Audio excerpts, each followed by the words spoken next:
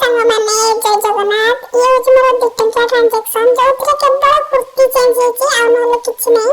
ମୁଁ ମୋ 2 ବନ୍ଧୁଙ୍କ ସହିତ ଚାଲି ଆସିଲି ଆଉ ଗୋଟେ ବନ୍ଧୁ ଘରକୁ ତାକୁ ଦେଖା କରିବା ପାଇଁ। ତାଙ୍କର କୁକୁର ଯେ ଆମକୁ ଭିତରକୁ ଯିବା ପାଇଁ ଦେଉନାହାନ୍ତି। ଆଣ୍ଟି ସନ୍ଧ୍ୟାରେ ହେଇଥିଲା ଚାହା ବିସ୍କୁଟ ଆଉ ମିକ୍ସଚର। ଚମ୍ପାବାର ମିକ୍ସଚର ବିସ୍କୁଟକୁ ମାଡ଼ି ଆସିଲା।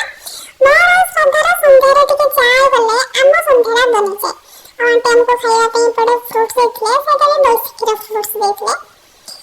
ଶ୍ରଦ୍ଧାଧର କହିଲା ଦେଖା ତ ଛୁଆ କେତେ ବଡ଼ ହେଲାଣି। ତାର ଉପରେ ବସିକି ଦେଖୁଛି ଛୁଆଟା କେତେ ବଡ଼ ହେଲାଣି କ'ଣ ନାହିଁ। ଆଉ ଇଏ ତାର ଖାଇବାରେ ବ୍ୟସ୍ତ, ଦେଖୁଛ ନା ଖାଲି ମାଡ଼ି ବସି କହିଲା ଗର୍ଭବତୀର ଫ୍ରୁଟ୍ସ ମୁଁ ଖାଇବିନି ଥାଉ ଥାଉ କହିଗଲା। ହେଲେ ପ୍ଲେଟଟା ସାରା ଦେଖୁନ ପୁରା ସଫା କରିଦେଇଛି ଖାଇଦେଇକି। ଆଉ ଏତେବେଳେ କ'ଣ କହୁଛି ସେ ଶୁଣ।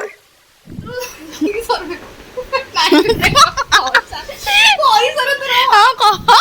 ଜନଗଣନା ତମର କେତେ ମେମ୍ବର ଆଗକୁ କେତେ ଆସିବେ? ତମର ତ ଗୋଟେ ଆସିବ ଆଉ ସେଇଗାର କେତେ ଦେଖୁଛ ଆଦର କେତେ ଠିକ ଅଛି ନା ନାଇଁ ସ୍ପେଲିଂ ଦେଖିବା। ତେନୁ ଘରକୁ ପଳେଇ ଆସିଥିଲେ ତାଙ୍କ ଖଟି ଦେଖିବେନି ଛୁଆମାନଙ୍କର। ତାଙ୍କ ସହିତ ଦେଖିକି ମୁଁ ବି ଟିକେ ବସିଥିଲେ ତାଙ୍କ ସହିତ। ଆଉ ସକାଳ ବେଳା ଏକ୍ସାମ୍ ଆଉ ମୁଁ ରାତିରେ ବସିକି ବାଇଗଣ ଦଉଛି। ପଢ଼ି ସାରିକି ମୁଁ ଟିକେ କ୍ଲିନ୍ କରିକି ଟିକେ ଆଇନାରେ ଛନ ଛନ ହେଇଯାଉଛି ନିଜକୁ ଟିକେ ଦେଖି ଦଉଛି। ସୁନ୍ଦର ତ ନୁହଁ ରହୁଛି। ଜୟ ଜଗନ୍ନାଥ।